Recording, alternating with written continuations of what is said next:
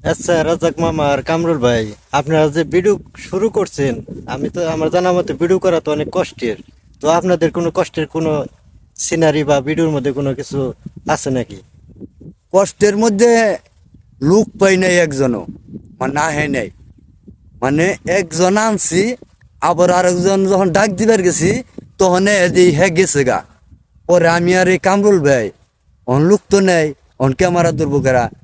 পরে ওই দাঁতই গাছের নগে এক পয়সা আধে ভেঙ্গে ওই খের দিয়ে উনি বাইন্দে তারপর মোবাইল খারাপ করে আমরা ভিডিও বানাইছি। এও কষ্ট আমি আর কামরুল ভাই করছি। হ্যাঁ করছি কইলে মনে হয় এখন রেজাক ভাই এগুলো বারবার কয়, হ্যাঁ, প্রতিদিনই প্রায় কয়। মানে আমরা লোক পাই নাই। তো যাই হোক, কিছু বলো এটার ব্যাপারে জসিম ভাই।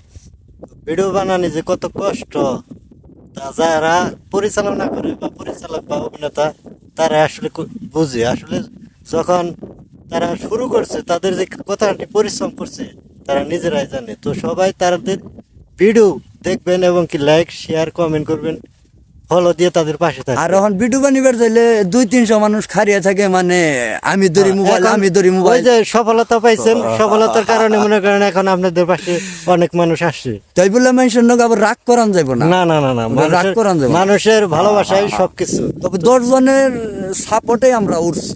10 জনের সাপোর্ট না করলে কি আমরা উঠা ভালো থাকবেন, ভালো বাই বাই থাকবেন বাই। সবাই। সবাই তাদের ভালো ভিডিও থাকেন। দেখবেন, আর আমার নিকে সবাই দোয়া করবেন। দোয়া করবেন ইনশাআল্লাহ। ইনশাল্লাহ।